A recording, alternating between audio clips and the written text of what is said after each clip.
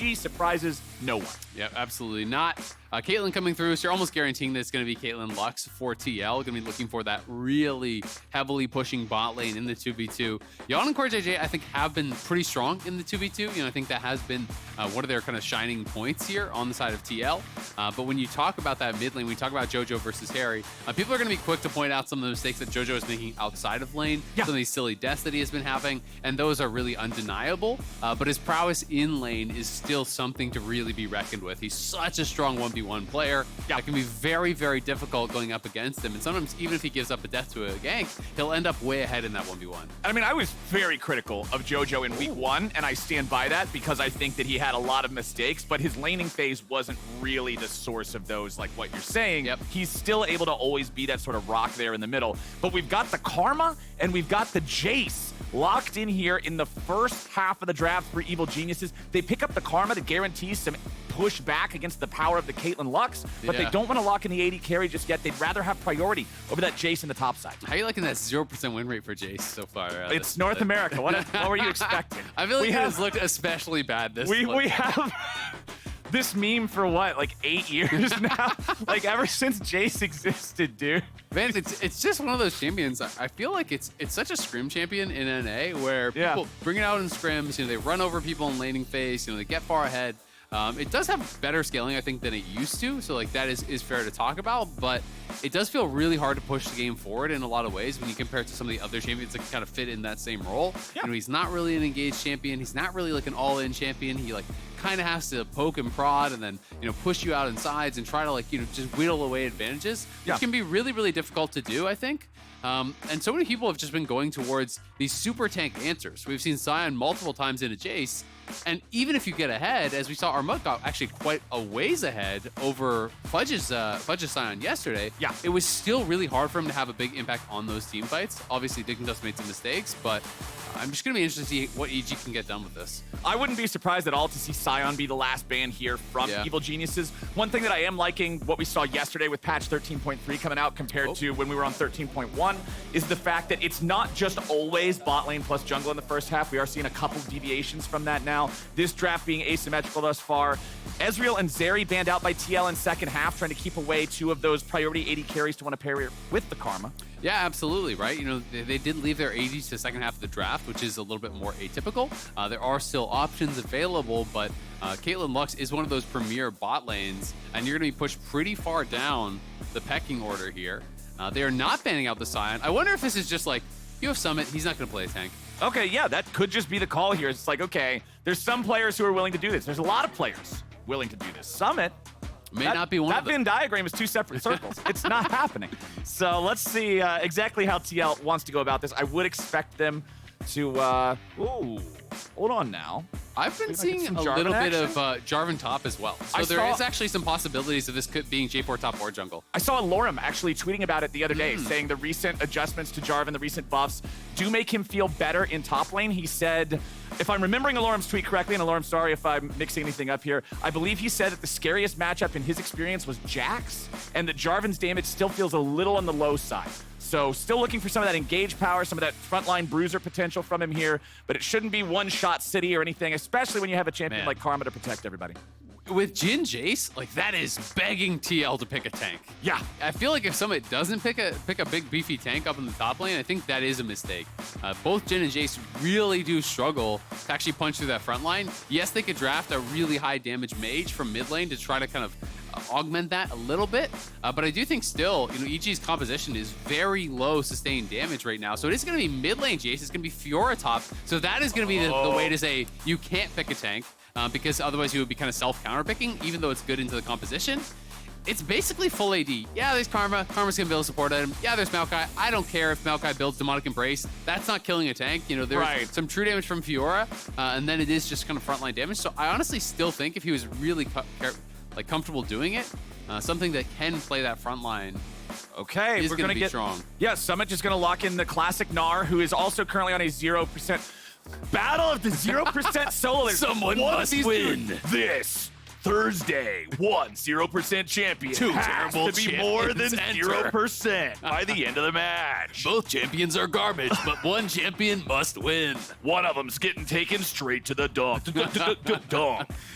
So we've got the Gnar versus Fiora up there in the top side. Nobody's surprised to see Summit picking the Gnar. It does mean that we are not getting the top lane Jarvan this time around. It will be piloted by Pyosik there in the jungle. You're expecting this guy to dominate, right? And he hasn't brought that level that I think a lot of people were hoping for. I always love the pre-game banter here. We got some banter. Jojo is just always talking. He's just immediately, Haeri is here, oh my god. And then the first response immediately from Yeon is, you to Jojopyun. Jojo's like, I'm in your head? Yeah, Jojo, he never stops talking, man. Love him or hate him for it, he's always going to be an entertainer. Let's see how everybody wants to start this one off here. Looks like we're not going to get much at level 1. Couple of wards placed down, just kind of keeping an eye on everything. Caitlyn Lux, always one of those lanes that, remember, especially with a powerful ganker like Jarvan, if you can get down there and get these guys rolling, it's scary stuff. Absolutely. And while, you know, Gnar is not like a super tank by any means, we could still see Summit just go Mythic into full tank, right? Yeah. And J4 can do the same thing as well. J4 could just go full on tank. I think it would actually be really smart. Yes, we know that Fiora has true damage. Yes, Fiora can theoretically kind of chunk you out in a fight, but it's very, very difficult for Fiora to just be focusing a frontliner in a team fight that you actually win. And Jayce and Jhin really are going to struggle with that armor. So Ssumday is trying to do this invade we actually saw Fudge do a long time ago, but because he's actually getting a leash, he's not really going to be able to make it happen. He may poke away at them a little bit, but it does get dicey because he's got to leave before level 2 comes or he's just going to get jumped on and die. So gets a little bit of annoyance down there on Summit, but at the end of the day, it really didn't amount to anything. I mean, their health bars have about the same amount of damage in them, right? Like 75 HP to either one. Meanwhile, bottom side, Yeon at 200 HP here on the Caitlyn, FBI and Vulcan trading back and forth here with these guys. The Caitlyn Lux does have the push. Yeah, FBI was able to get the 4th shot down there, and that's something you never want to allow that Jhin to do. You got both the grenade bounce and the 4th shot. You know, generally speaking, when that 4th bullet is ready, people just back it up and try to force him to either reload or use it on a minion. So they're not able to do that. We'll see where Pyosik wants to go, as he did go red. He did go up in just full topside clear. So is he going to look for a level 3 gank, or is it just going to be a full clear down towards bot? For now, it looks like he's just going to continue that clear on. And Ssumday just trying to trade aggressively here. Every time you have that grasp ready on Fiora, you Q forward, you pop the grasp, and you just look for these little pokes and prods against the Gnar constantly. Whenever he's in that mini form, the defense is very similar to any other ranged champion. He doesn't feel too sturdy, so as long as Ssumday can keep doing those small trades, he'll be doing all right. You can see a lot of the lane states are pretty equalized here in the middle. Obviously, you can see a couple minion advantages everywhere, but with everybody still being in the middle, it means junglers kind of have options with where they want to go right now, how they want to set things up. Scuttle Crabs, of course, coming up soon means that they could just also wait and go the farming route.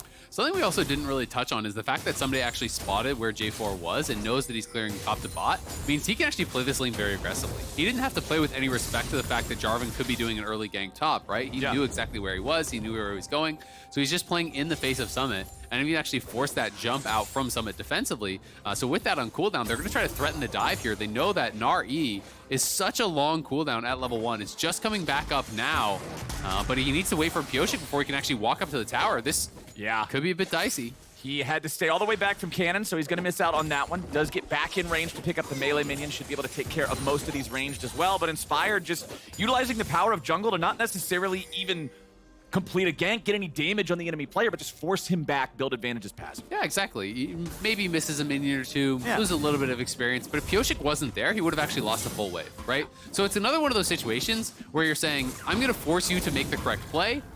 That was, I think, like a 1 second smite cooldown difference. Yeah. Inspired and Pyosik were both ticking down, and I believe Inspired got it a split second faster. Yeah, that's what I was trying to check. I think you're right. Pyosik didn't quite have it. Now they're going to go in on bot lane. He's got CoreJJ trying to escape, but Vulcan can get the root, and now with the extra damage pulling in, surely they get first blood. The credit goes over to Vulcan as FBI backs away.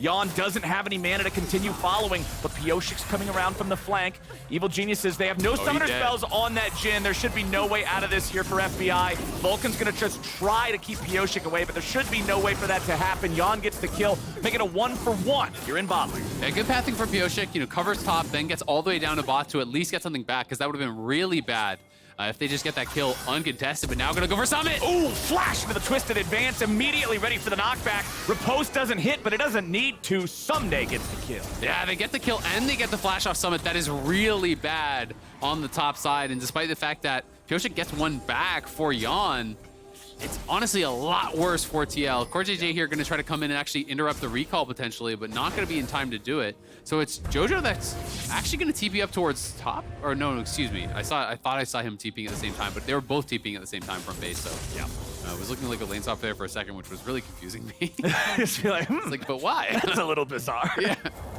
My Fiora has a kill. Time to absolutely screw it over by putting it against Azir. Make him play against Azir, who can never hit for any reason. Well, luckily that is not the case for the way things are going. We still have about an 800 gold lead here for EG, nice and early. Summit on this Gnar, like you're saying, without the flash, things become a struggle, especially with them nearing the level 6 point. Once Ssumday gets the ability to issue the grand challenge, it can become a big concern for many Gnar to be able to get away from it. Absolutely, and when you get that early Sheen plus longsword, his buy is much better. That Q poke becomes very, very dangerous. You're getting the Sheen proc, plus the vital hit, plus the grasp. It all starts to stack up and become a lot of damage. With Pyosik down bot, great reaction from Vulcan as he swept him out and did spot him coming in there, and that quick backstep kept him safe. Immediately able to react, feels good for the side of Evil Geniuses. Meanwhile, top side, Ssumday versus Summit 1v1. It's Summit getting the edge as Ssumday has to get back away. Only 200 HP left. No charges on that refillable potion means it's likely back to the base for him. He's got the fruit. He's got the bailout. Oh, that's the honey fruit. That's okay. the top laner dream. Honey fruit's there. Or a nightmare, honestly. It's super tilting when you chunk someone out and then they just go into the lane.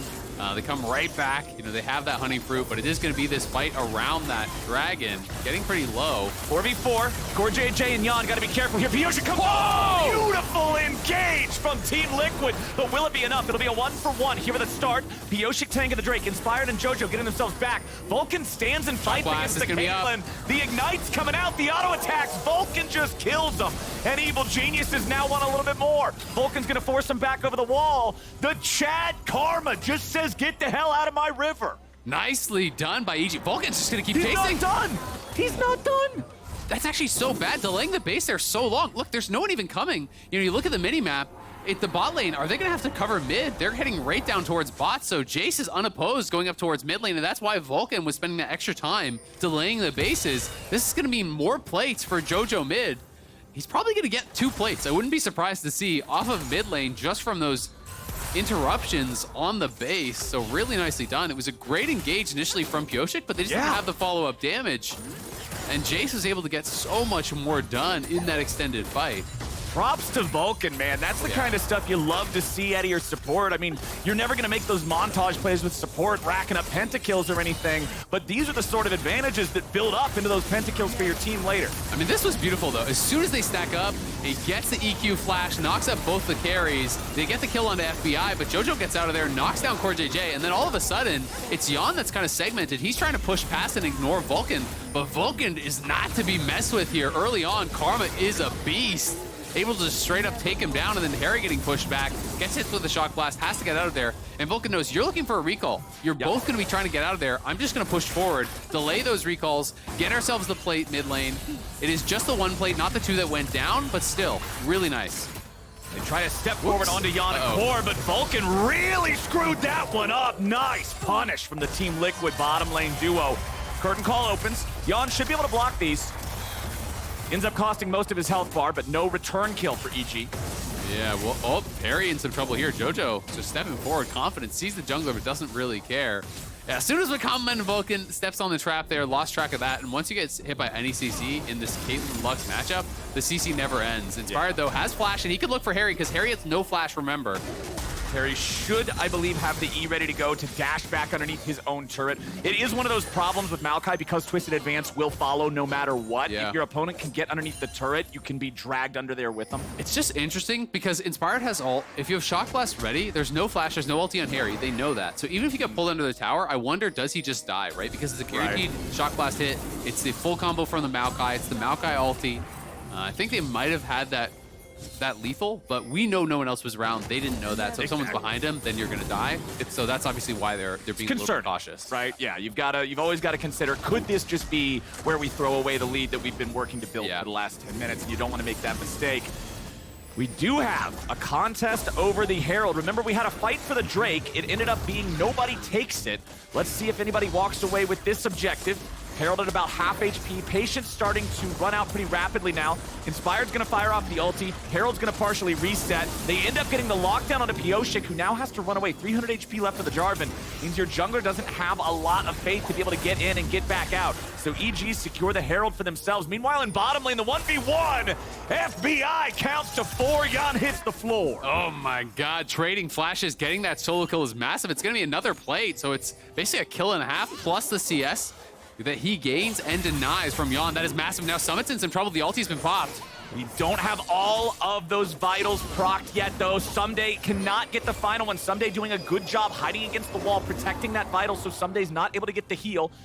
Inspired is going to chase him back. Meanwhile, mid lane, Team Liquid brings more dudes to the party, and they end up getting a 3v2 kill onto Jojopyun. Summit can win this. Summit trying to get back away now as Vulcan's going to show up. He's coming up the river, has to flash over the wall, knows there was no way out of that one. So Team Liquid doing a good job finding a kill back in mid lane and finding some summoner spells here on the top side. Yeah, this is that strength that Summit can showcase in the lane, despite the fact that he's been focused on. He's up 20 CS, despite the fact that he was ganked, the fact that he was killed, the kill went to his lane opponent. He's just straight up outlaning Ssumday in that 1v1, getting advantages despite everything. You know, pushes him back, gets him chunked so low, denies the access to that 4th vital, so they couldn't actually get that final proc and the heal from that ulti. And then Inspired can't 1v1 this guy. There's just no shot with him in Mega. So he segments that fight, you know, wins the 1v1 against Ssumday, then wins the 1v1 against Inspired. Sure, he doesn't kill them, but just straight up fights his way out of it. Really, really well done. Nice stuff from Team Liquid, making sure that they're not allowing their opponents to build the lead up any further. We've seen this advantage that EG has undulate back and forth between like what, plus 900, plus 1500 for the past little while now. So it's not getting to be this thing that they can build more and more and more on the back of. 12 minutes into the game, Isaac, we still don't have a first Drake taken, so it's not like that's going to be a win condition for either team in any sort of reasonable amount of time this game either. Yeah, it is an interesting one, right? And I don't think that there's any really clear scaling advantage on either side. Like, sure, there's a 0-on-1 team. That's great. You know, that you're going to outscale the Jayce, but Fiora is a monster in the side lane. You know, Maokai, I think, scales really well compared to the Jarvan. So I think overall, it's just going to be different strengths and weaknesses and down really to execution. EG wants to play much more heavily through side lanes. Their 1-3-1 is really, really strong. So we're going to have to see if they can kind of exert their will on the map with that. Because as you said, no dragons taken. You know, not only does it not mean it's a sole win condition is off the table, it also means you don't have that tool to draw the team that wants to play side lanes into a 5v5, right? So there's no pressure. Yeah, EG has so much time to actually play with that. And Ssumday, again and again, not able to connect on those parries. And if you miss the parry, you don't have that slow, plus the attack speed slow. So he's just going to be able to chase you down afterwards and get that really winning trade. And it's now a 30 CS advantage up in top lane. It's just getting worse. I mean, that's the only CS difference in the game that really actually matters, right? Mid lane is about a wave and a half. Bottom lane's about a wave. Jungle's one camp. And then top lane is just this massive gap between the two. Summit building up that lead over his opponent, making it so, honestly, the only gold difference between these two teams now is the one kill, that 300 gold's worth that EG has because of their 5 versus 4 scoreline. And this is also really interesting when you take a look at FBI's build. He's going for a Muramana, which is not something that I've seen a lot of. So it's going to be like a full lethality style build, I guess. I'm assuming he's going to be going towards Eclipse or something along those lines, and just playing for, you know, more of that bursty style. I don't know if it's just going to be like Eclipse into Muramana and then a rapid fire and really looking for that kind of upfront burst. But this is not something I've been seeing a lot of. And, you know, even looking at solo queue data, there's still enormously more Gale Force than everything else. Well, it could have something to do with, if I'm trying to reason it out. Squishy members. Yeah, when you look at the enemy team, you've got entirely squishy mid and bottom lane. Pyosik on a bruiser jungler isn't generally going to have the economy to become a brick wall. Yeah. And Summit doesn't play tank build Gnar. He's just going to build like Black Cleavers and stuff. So yeah, I guess if there's a team to build lethality into, I would think that this is probably the one. Herald's going to be summoned up here in the mid lane. They get the charge, but nothing more. It is 14 minutes and 15 seconds into the game, so no place to be earned. I mean, it is going to make the initial moments of a fight really, really scary for TL, because when you're thinking it through, it's AP Maokai. You know, there's going to be a lot of poke, a lot of lethality that's built up on the Jayce, lethality on this Jhin as well. You throw out the Maokai ultimate, you know, that's going to be locking people down, grouping people up. It guarantees the shock blast should hit. It guarantees the Jhin ults are going to be coming through and actually following up there. So potentially just looking for this really kind of powerful opening moments of the fight. And if someone like the Caitlyn or the Lux or the Azir ever gets tagged by that, you are going to get roasted. You are done immediately. We're seeing first turrets just about ready to drop across the map here. Mid lane FBI nearly got it, but wasn't quite able to secure it. Top side, you can see Summit working to get that first turret here for his team, and I do believe that should do it. Team Liquid gets first turret there in the top lane, while Jojo should be able to get one back here in a couple of seconds. Bottom lane, tier 1 right there on your screen, just trying to let it eat as many minions as it can before he kills it off. Inspire's gonna walk through for some local gold, so that'll equalize those. Back in mid lane, FBI was not able to collect that final hit on the tier 1 turret as Team Liquid pushed him back just in time. Gold difference of 99. We got ourselves a close one, man. Yes, sir. And it is Ghostblade first item, but he did build another serrated Dirk, so it still could be going towards an Eclipse, a Duskblade, something like that. But really prioritizing the move speed, which I think makes sense when you're thinking about things like the Caitlyn, like the Lux. That is a lot of things, skill shots that you can dodge, plus Swifty boots. Yeah. The back steps as well. If you see that J4 moving forward are going to be really, really quick coming through here from FBI. So we'll see what he can really get done with this. But they want to push up mid. Nice little poke there on Yeon. Oh, Yeon getting caught, having to use the cleanse to get away from Deadly Flourish. FBI, they eat the ace in the hole for him. Curtain call opens up. Here's looking that combo for Yeon. He wants to try to weave this in there. They get out of the range in time. Yeon and CoreJJ both stay alive. Shock blast at the very end, getting Yeon very close to death. The tier 1 turret is finally felled by EG. But that's that combo I'm talking about. It creates this havoc, right? Because in a normal situation, Core wouldn't have had to flash, but if the Maokai ult connects to him, then he's locked in for that third and fourth shot from that Jhin ulti, and he is sure to die. FBI was very, very low, but grabs the Honey Fruit. So again, they're back here over on the Herald, looking to start this up, but Core and Pyosik are in the area, and Haeri's coming. Pyosik's ready to contest this. Summit's also nearby, ready to go. The Gnar with the Trinity Force completed. Fiora also has a Sunderer, but she's on the other end of the map. Unleashed Teleport just now becoming available there for Ssumday if EG decides they want to go all the way in for this. Smite's used, but it's going to be Team Liquid getting the Herald this time. Shock Blast hits Haeri, but it's not like the fight's going to go anywhere. So they do lose the Herald, but they're trading for that bot pressure. We'll see. Can EG actually hard shove mid, try to keep someone from being able to respond quickly to that bottom side? Because at the very least, EG would like to buy some time here for the Fiora to get that push, potentially deny some minions. But Haeri's going to be able to get down towards bot with plenty of time. And you can see the path he took. He wasn't going to risk anything that there was a trap being laid, so he actually walked all the way around like this instead of walking that more dangerous path that a lot of people would do. Yeah. He knows it's dark and scary down there, so doesn't want to risk giving over a freebie. Absolutely not. Not when the game has been this close back and forth. That first Infernal Drake did go over to EG 2 minutes before our second Drake of the game spawns. We also still have about 3 minutes left on the timer for Pyosik having that Eye of the Herald, seeing if Team Liquid can acquire anything else with it. There's still that tier 1 turret standing mid for EG. Hasn't taken a whole lot of damage either, so you can't just do a drive-by with the Herald and take it for free. Yep.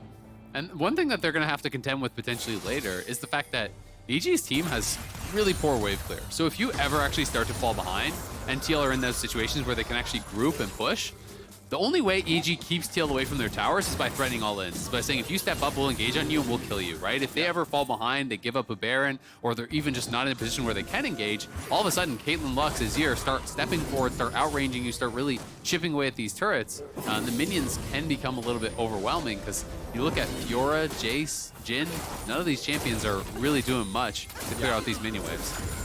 The tier just about at the halfway point here for FBI on that Jhin, working towards the Muramana. Team Liquid committing a lot of resources, a lot of manpower here mid to try to make sure they get this Herald charge off. Still shouldn't be quite enough damage to take out the tier 1, so EG's going to keep that alive for now, as Jojo loses half of his health bar to some of the poke from Team Liquid, some of the ranged power of that Caitlyn Lux, and they just want to allow Yeon to continue applying this pressure, try to work down the last little bit of health on that turret. And I think Yeon's build here is pretty intelligent. Not only did he actually go fleet footwork, but he's going to be going Bloodthirster second. He has Overheal, he has Legend Bloodline, so poke is going to kind of stop mattering against his champion as long as there is a minion wave around.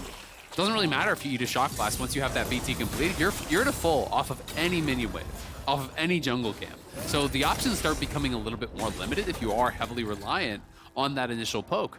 And I really like seeing pro players do this. Cookie cutters are for Christmas time with grandma. Stop doing your cookie cutter builds, pay attention to what's going on in the game and build appropriately. What kind of cookies we having though? Well, I mean, we can't find out because we're in a real game with a dude building real items for a real situation. That's a question for Christmas time. It's February.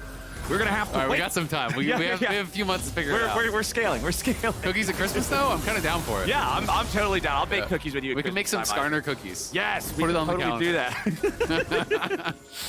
All right, Hextech Drake is up, though, my friends. Let's see who's going to go for that one first. Team Liquid seem to want to hang around mid and just try to see if they can grab this tier 1 turret. I think they're not going to have any issues picking it up there. Inspire does fire off the ulti.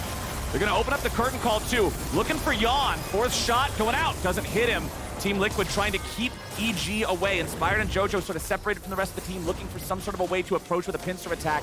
Not going to find it. So Team Liquid, they get their tier 1 turret mid. They escape any sort of real consequence from EG's attempted engage there with the ultis. And now they're able to rotate down, take this second Drake, tie that Drake count up for themselves. Oh. Summit's just going to teleport. That was a little bit of a risky TP that completes anyway. Yeah, I mean, Jojo was pretty close to being able to actually knock that back. Yeah, hit him with the E in melee form, interrupt that TP. That would have been really, really bad. EG, though, are saying, all right, sure, you can get up here, but the rest of your team can't get up here that fast. So they're actually laying a trap for Pyosik, who's coming through, but Pyosik not the one you would want to engage on, with Yeon and Core behind him. Pyosik with that Gore Drinker has a little bit of extra tankiness beyond what you would initially think. The Jarvan also able to, as long as he has the flash, remember you could just Cataclysm somebody, flash out of your own Cataclysm, just get him stuck in jail there for a couple of seconds. 500 gold lead for TL, and that's it, man. 21 minutes of gameplay. The kills have slowed down. We had sort of like that back and forth, punch for punch in the early game, but now that we've settled into this like 20-minute state, things are not exactly keeping the same pace. No, not at all, right? It has been a bit of a slower pace, and I think a lot of it is because neither team is making any of those major mistakes that are allowing the game to really be blown open. Yeah. And it's also become a lot more difficult for EG just because of how well someone actually laned after being put behind. I'm sure that EG were thinking, all right, so these early ganks top, we have Fiora, you're going to start taking over in that 1v1, you're going to start having pressure, but it never really was that case because Summit was the one that was actually winning out in a lot of these 1v1 trades, and Summit has been able to be more than equal to the challenge as far as answering people in these side lanes. And that's always been his prowess and his pride as a solo laner is just his ability to deal with those situations, be aggressive, and if it doesn't get punished, the man ends up looking good. Pyosik over the wall with the EQ. Haeri gets the kill on Jojo. Pyosik walks away. He stays alive with the golden Aegis. Ssumday's very low. Ace in the hole blocked up by Vulcan. Team Liquid outplays them. Yeah, FBI swing and a miss. Nice little backstep there from Pyosik on the first ulti, and then just straight up knows he has the time to actually get forward and get out of range of that next shot. He got out of the cone, wasn't perfectly placed there from FBI, was a little bit too far aimed down, and as a result, Pyosik is able to just walk right out of it, stays alive, does spend his stopwatch, which that one's not coming back, but they force the stopwatch off of Jojo and they get the kill, so nicely done. Jojo, I think, actually played this quite well, getting maximum amount of damage here, and then notice how he actually Qs towards Summit with the timing, so he hits the Q on both of them, landing on Pyosik as well, which was really well done. Then Vulcan flashes in, hits the Q, hits the Ignite, but the backstep then gets just barely out of it, and the Ignite can't finish him off. The W comes off a cooldown there, which I think was actually a patch change from a while ago, so that small little change on cooldown perhaps making the difference. Ssumday in trouble, though. I mean, you saw that last tick of Ignite did damage the shield after he popped Golden Aegis, so if that was even just a split second later. TP's coming in, though. Ssumday looking to lead the charge, but he's got to be careful. Summit might just be able to kite him out. Pyosik wants to get away, but Jojo should have enough to take him out this time. There we go. One's going to come back as both junglers die from either side. Summon at about 1/3 HP, doesn't have a whole lot left in the tank to keep fighting with. They're going to regroup back with Yeon here in mid lane. It'll settle as a 1-for-1. Actually, small thing, but really clever. Jojo did a max range acceleration gate there onto the Fiora instead of just doing it point blank for his shot blast. He actually put it out max range to speed up the Fiora there, so Fiora could help to catch up to Pyosik and get that little bit of damage down. But again, it is just that trade of kills. Both junglers dying there in the side lanes. And more armor is going to be starting to come through, and this is going to be more problematic here for EG. Yes, it is some AP on the Maokai, but that's not really going to matter that much. We already have 2 pairs of tabbies, up towards that top side. We're having some armor be purchased up here as well. So that's going to be tough to deal with. The Zonia's is also on Haeri, so there's a number of different sources that are going to be just extra efficient. It's not like a checkmate type situation where Sion has 600 armor, but it's just a buy that feels already good and now feels even better. Yeah. especially with the lethality on the Jhin, like you pointed out earlier. I mean, Zhonya's is always going to feel great for Azir. It allows him to be very aggressive with his initiation and his playmaking. Pyosik working towards Guardian Angel's second item, which is a pretty aggressive choice to just be able to say, I want to go in and not care about the consequences of that. And then Crown of the Shattered Queen for CoreJJ. I really like seeing it on a champion like this, where you can be able to just sort of, as long as you can survive initially, throw out your spells, your team will get you out. And I think in these situations, you know, people often think, oh, Crown is not good against poke. But when you're a support Lux, all of a sudden a Shock Blast from a Jayce is like 60% of your health, right? So it's actually negating a tremendous amount of damage if it is eating one of those accelerated Shock Blasts. So you do have to be careful about that. And they're just trying to get at more ways to really deal with that poke. You know, Yeon is honestly going to be someone who's really good at actually soaking that up now. You can see both the Bloodthirster and Overheal Shield. That's like 600 extra So life. much HP. That's going to absorb most of the Shock Blast, if not all the Shock Blast damage, right there. And this is an Ocean map. So Ocean Soul becomes one of those things very, very important. If Team Liquid is able to get that, it stops that poke from being effective at all. One thing that EG is going to be really happy about, though, is when you're playing Maokai, it's extra brushes for that. They're looking for an engage, though. Oh my God! They just exploded him. Crown of the Shattered Queen or not, CoreJJ ain't got any health left after that one. And that is exactly the dream scenario that you were talking about. Lining up these ultis together. Maokai locks him down. Jhin goes click, click, boom. There's nothing left. I mean, you want to run side to side when you're fighting against a Jhin ulti, but you have to run directly away when you're fighting against a Maokai ulti, right? You can't actually just be strafing back and forth or you're going to get locked up, and Core gets locked up. He gets burst down by that lethality. Pyosik is behind them, though, down in the jungle. So will Pyosik look for an angle here? He's still in the red right now. He just used Smite. CoreJJ is still coming back from base. There's no way for him to join the fight in time. Ssumday is in the pit. The Drake is going to be claimed by Evil Geniuses. Pyosik engages and disengages with the EQ. Inspired's in the middle. He dies. Team Liquid, they lose the Drake, but they get the enemy jungler. Yeah, they do get the enemy jungler, and it looked like a failed flash there from FBI. I'm pretty sure he flashed from inside the Cataclysm to inside the Cataclysm, so, you know, wasn't able to actually get out of there. Pyosik spent his smite on that red buff, so I guess his decision was, we're not actually going to be able to fight for this. We're just going to instead look for the fight after, so they win that fight after that dragon, and now they're onto the Baron here. Inspired's dead for 15. There's not really much chance of a contest here unless EG can get some amazing poke. And you saw right there, Jojo fired off accelerated shock blast, but it hit CoreJJ and it hit the crown of the Shattered Queen. So Core took almost no damage, exactly what you were talking about. But FBI is looking to see what he can find here with these. It's going to be secured by Team Liquid and Pyosik. They get the Baron, and it looks like they'll be able to get away here. Jojo wants to try to stop him. Accelerated shock blast isn't going to get a whole lot. Honestly, TL, nice punish there. Yeah, really, really good. They did give up the dragon, but it didn't matter because they kill the jungler afterwards. They take the Baron, and now they're in kind of this really rough situation that I was talking about earlier, where your wave clear really starts to come into effect. They have very, very poor wave clear. And against these Baroned up minions, they're going to struggle to actually push it out. So here's that previous play. Inspired does get chunked down, but the ulti does land. The crown is already broken. There's one shot, shock blast plus second shot. You are just gone. But then it's all about Pyosik here on this wraparound. You know, Pyosik goes all the way down, all the way around to the red buff. Then he's going to look up for this gank afterwards. This wraparound here, he steals the red buff. He has the sweeper rolling. They knew that he went down because there was the wards down in that bottom side river, but I'm not sure if they just lost track of him or if they thought that maybe he went back to his own jungle.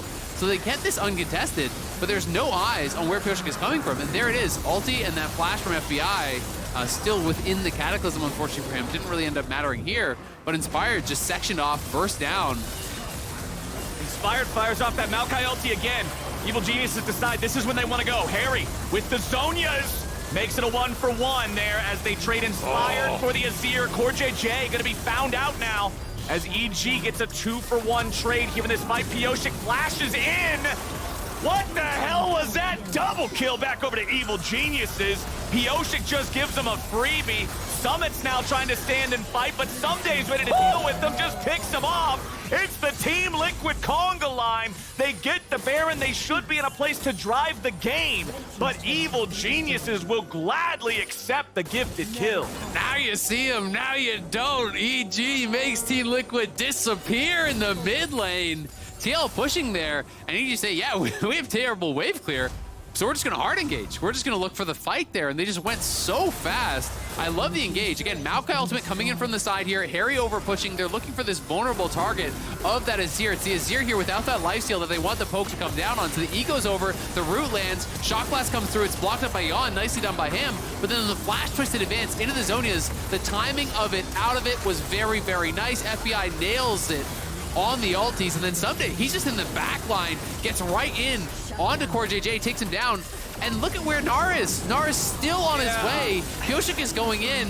If Summit was closer and had Mega Gnar, then that maybe makes sense, but Summit is a mile away, doesn't have Mega, then he tries to get in and save the play, and it's just kind of this Congo line of players going in one after another from TL. It almost feels like something goes wrong, and they're like, I gotta save it. I gotta make it happen. I gotta go in. It's up to me. It didn't feel coordinated. I mean, the first 2 for 1 that EG got, that was EG playing well. The last 2 for 0 that EG Those got were cookies from Grandma. Well, yeah, it's Team Liquid just feeding them. Just make this. Gotta make sure we don't have any hungry boys in this house. That was really, really sloppy. I don't know why that broke sloppy, me. man. From Pyosik and Summit. Hungry boys in this house, that broke me. All right, well. Sorry. Evil Geniuses is happy to have ended Team Liquid's Baron push with that. I mean, that's just about the best case scenario. Yes, sir. You get a 1 for 4 when you're up against that Baron, especially what you were talking about when they don't have the ability to clear the wave. Ssumday, yeah, I don't think Ssumday is getting away from this one. Yeah, he tried to get over the wall, but Pyosik was ready. Yeah, I think he was dead either way, too. Ssumday really kind of overplaying his hand, got way too aggressive there. You know, he wanted to actually kill off the tower, but then started looking to actually kind of almost all in Summit, but then you have tower aggro, then he goes back to try to kill off the tower, and he took so much free damage. Yep. It was kind of like he was doing, you know, trying to do 2 things at once, and you're not really going to be able to succeed in either. And that's a shutdown. The only saving grace is that it doesn't go to the Gnar, who he's already kind of struggling with, and he does have the Jojopyun now, so 3 items, a ton of CDR there. Going to be feeling really, really strong in that 1v1 as long as he can play it out correctly, but Summit has just been so tough for him to deal with. And Summit still has no armor besides his plated steel cap, right? He's got Sterix, he's got Cleaver, he's got Trinity Force. His health bar looks impressive, but he's deceptively squishy when damage starts rolling in. Absolutely, especially against someone like Fiora, who does not care about how much health you have because it's percentage HP true damage, right? So if you can land all those vitals, you proc a vital, you pop the ulti, you can do 5 vitals in a row there, and you can do most of someone's HP bar, no matter how big it is, in just true damage. So that is that difficulty that they'll have to deal with. But while Summit has, I think, received quite a bit of criticism, you know, at times fairly because of his over-aggressive play, he's dying to ganks a lot, he deserves praise for a game like this, where I think most Gnars, you know, after that early game, would have completely fallen apart and gotten just run over by Ssumday, who is in this matchup that can be difficult to deal with as it gets to later stages. But instead, he has continually been winning those 1v1s, you know, despite pressure, despite the fact that Fiora, you know, is this really strong late-game champion, and he deserves praise for his laning skill. And I think the key word there is the 1v1s, because we saw Inspired go up there to get Ssumday ahead early, and then afterwards it's like, okay, you've got a lead, run with it. But Summit's just the guy who's willing to say, I don't care if I'm behind, I'm a mechanically better player, I'm a good laner, I'm going to just win like this. And so because there wasn't that repeated attention, there wasn't that continual overloading and outnumbering, he's been able to do a good job in this game. He's still 50 CS ahead of his opponent, still the biggest difference in farm between any roll-to-roll comparison. In this 33-minute game, Ssumday goes in, issues the grand challenge, Summit immediately gnars him into the wall and jumps away. Doesn't look like there'll be anything else for Ssumday to do here. And that's a great trait from Summit because the Mega Gnar cooldown is like 0 when you're level 16. Yeah, look at it. It's already almost back. Yeah, as soon as you Mega Gnar, he has it again, guaranteed, right? So there's essentially no cooldown on that. Not that some days is that long with all his CDR, but it's still going to be a nice trade for him. Something I wanted to highlight, I really actually like the build here from Inspired going into that Redemption is actually really, really nice. He's never going to be tanky no matter what you build when you start out with this style of build. He's not going to get that kind of beefy status, so Ssumday's in trouble again. Ooh, the move speed is not going to be gone.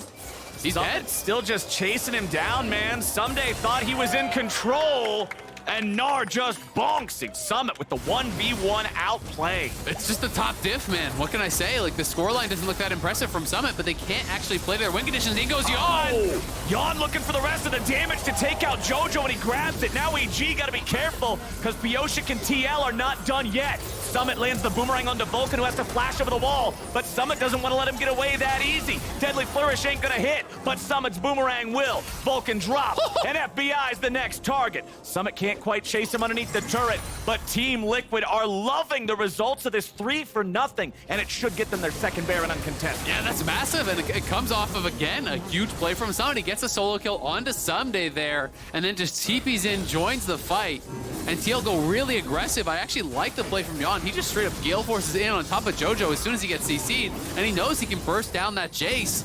Wasn't really in that much danger himself, so now it's another Baron going the way of TL. 4.6k gold lead. This one is going to be tough for them to deal with.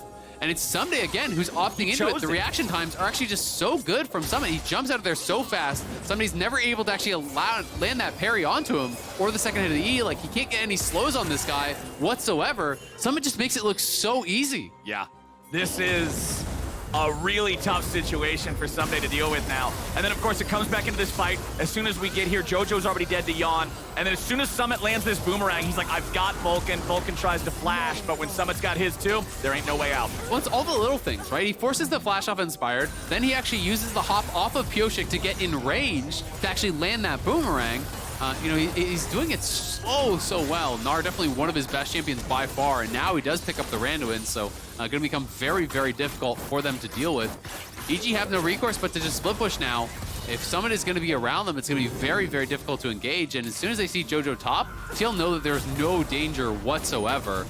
It's going to be a really, really difficult situation for them. Now, Mikhail's also done for CoreJJ, so that's an easy answer for whoever actually has to soak up that Maokai ultimate to just be able to remove that root. Well, Pyosik decides he wants to engage now. Disengages back out of his own Cataclysm as Inspired unleashes the roots. EG wants their engage here onto Pyosik. A lot of damage goes out. He buffers the EQ to take his corpse back over the wall, so he resurrects in a safe place. Now, Summit's the one tanking the tier 3 turret aggro here in the bottom lane. EG's attempt does not work out, and Team Liquid are not just throwing themselves into him after the fact. Much cleaner Baron play, much better result for Team Liquid off this second Baron. Yeah, absolutely. This time they make sure to group up with Summit. They're not allowing EG that opportunity to actually find a 5v4, to find a 5v3. They know Summit doesn't have TP, so as soon as Jojo base, they just group 5 with Summit and say, yeah, you're going to have to go through this Gnar that is so damn strong. And now, this is going to be Soul Point grabbed up here for TL. So if Ocean Soul goes over, that is all the hopes that EG have of winning this game completely out the window. But I just kind of failed to see, how does EG ever win this game if they can't make something happen in the side lane? And they just have never been able to get it going. But there's no shot that Ssumday can actually win the 1v1, because even when he was ahead on gold, or even on gold, he couldn't do it. Now he definitely can't when he's like a full item behind. I mean, if you draft Fiora, you don't do that to lose side, right? Essentially, you must be able to win side lane, or this champion's entirely worthless. And unfortunately for Evil Geniuses, Summit has just outplayed time and time again. 5.5 items, just needs to upgrade that Executioner's Calling to whatever he would choose to upgrade it into. I would assume the Kim Punk Chainsword. Yeah. And then once that's done, I mean, I don't. I mean, you just hope that you can delay the game for a really long time. That's really what you're hoping for. You hope that Fiora can hit like 6 items and maybe find that outplay, you know. Because if you can get that 1 kill in the side lane for EG, then all of a sudden your options really become so much more diverse. You can start to actually, you know, either look for collapses, you can threaten the base, you can do all these different things and really tax the resources of TL. But if you can't get any pressure through side lanes, it becomes very, very difficult to really kind of play this game out because all the skill shots are going to be coming at you only from that one angle, and they're going to look for the engage now on Yeon. They want him. If they can get him, he uses the cleanse to get out, but now he has to use the stopwatch to keep himself safe from the follow-up engage. The shutdown over to Inspired. They got Pyosik in the middle now too, and Ssumday's gonna bust them.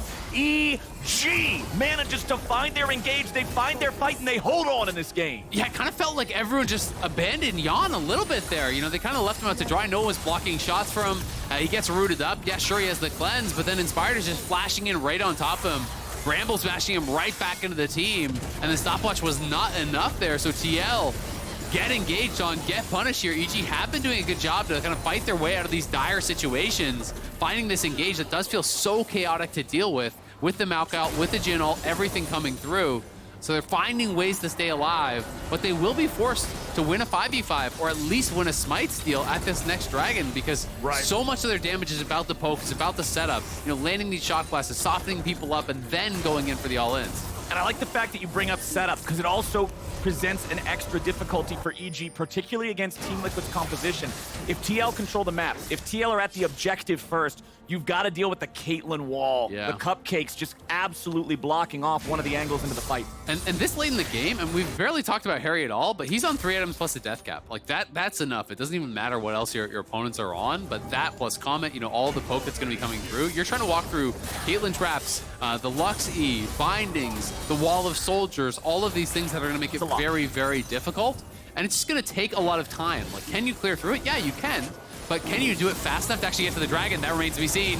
Pyosik in the middle of everybody, not quite dead. Oh no! They end up killing Haeri, who just delivers a freebie. EG get 2, EG get 3. Summit trying to disengage and get away, but it's a triple kill back over to FBI. That is a disaster for TL. Haeri goes in, he has the zone, he looks for the aggressive play, but he just gets one tap, and now Yeon is caught out. If they can kill Summit and Yeon, this could potentially be game-ending. FBI is already pushing mid, but do they have the confidence to go for it? They're not sure they have the damage here.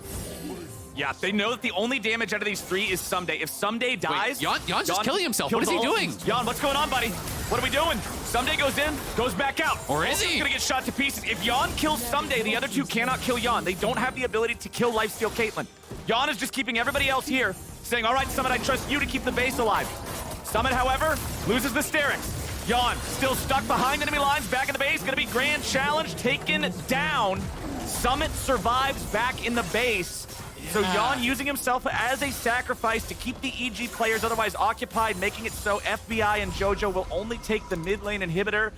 That was a sequence of events if I've ever seen one, I mean, my friend. that was a weird one. I'm trying to think through what his thought process was, and maybe he was thinking, hey, if they go to the base, they're just going to end. But it almost seemed like he thought more EG members were leaving to try to end the game, and he had to go push. Because the problem is now, he's dead. How do you fight the Baron? How do you fight these subsequent fights? Because he died so late, right? Yeah. He's still got 25 seconds, then has to walk there, so it's a full minute before he can get to the team. They're going to TP in, and if Summit gets caught, this is so bad. Summit eating a lot of shots from FBI. The 4th shot misses, but it doesn't need to hit when Jojo's ready. Shut down on Summit, and again, it's desynced timers. Summit's not going to be alive for another 55 Pyosik's seconds. dead too. And now Pyosik's been caught hanging around.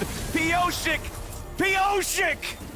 Oh no, he's going to resurrect just in time for the Guardian Angel to be wasted. Guardian Angel is such a powerful active, but if you use it in that situation, it doesn't matter. Haeri trying to take the Drake and still get Team Liquid this soul. They are falling apart in the last few minutes of the game.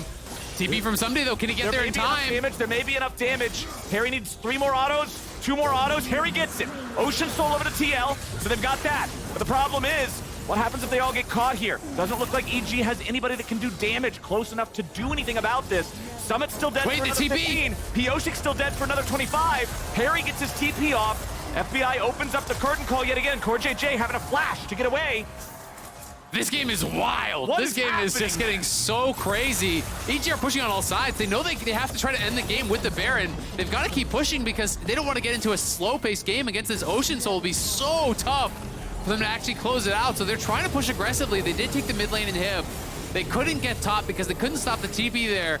But this has just been like 5-10 straight minutes of insanity. You know, mistakes on both sides, but they're being capitalized on very heavily. I've seen more so by EG. I like the heads-up play, though, from Haeri to actually get down towards that dragon and claim Soul, because if they didn't have Soul here, I would be saying this game is for sure lights out. But the fact that they did allows them to potentially buy some time, delay the game, and maybe find a way back in. Every day's a banger at the LCS. We got ourselves a game of League of Legends here. We're getting close to longest game of the split. That was only claimed, I believe, yesterday, but at around the 44, 45 minute mark. 45:08, I've been told, is the longest game of the split, so we're 2 minutes away. So 2 GAs now purchased up there by EG, so that is very, very big. You know, they have it on Jojo, they have it on Ssumday, so Ssumday's 6 items. We talked about it a while ago, like 6 items in a dream for Fiora. Well, Ssumday got there. Here we go. So, you know, they have the time to get there. They are able to do it. We'll see what they can get done now. 6 items completed as well for Yeon. But his GA, you know, I think was already used and is on cooldown, so he actually it does have a Storm Razor now. Swapped it out. Ssumday losing a chunk of HP there. Maokai ulti flies through. It's going to find Summit, and it's gonna find Pyosik. But look at the turret. Jojo's just killing it. They're just buying time for Jojo to kill the turret. all they need. That's really well done. You know, realizing they don't actually have enough to dive deep and get a kill there, so they just spend the Maokai ultimate, spend the Jhin ultimate. TL has to run, and it gives Jojo that time with the W to actually take down the turret. Range is one Ssumday, of the powerful stats in League of Legends. Ssumday coming in for vengeance. The grand challenge, another lunge, and he finally gets his man. Ssumday puts Summit in the ground for 60 seconds. It is a 5v4 for EG. Team Liquid was in so much control for so long, but it fell apart, and evil geniuses have clawed their way back into the game. All of TL has to find some sort of a defense here, but they're losing Nexus turrets, and they're losing them rapidly. First one's already gone, and Jojo's swooping around the side looking for an angle on Haeri and Yeon. Half HP left. Jojo's about to lose that Guardian Angel if he ain't careful, but FBI's already godlike. Yeon's under pressure. The Caitlyn falls next, and evil geniuses from the clutches of defeat come back and take down Team Liquid. What a crazy game to kick it off here today in Super Week. That was a banger. That was such a nuts game, man. Back and forth, time and time again. TL, though, going to be so frustrated about that one. You know, had themselves in multiple situations where it felt like they were in control after they took the Baron, you know, multiple times. EG is able to find the windows for engages because EG didn't have wave clear. They couldn't actually just stand against a sustained push during that Baron buff. So EG's only option was to find the engages, and both mid lane and top lane, EG was able to do it, to find that engage, to find those kills that they really needed to actually push TL back and claw their way back into this game. And in those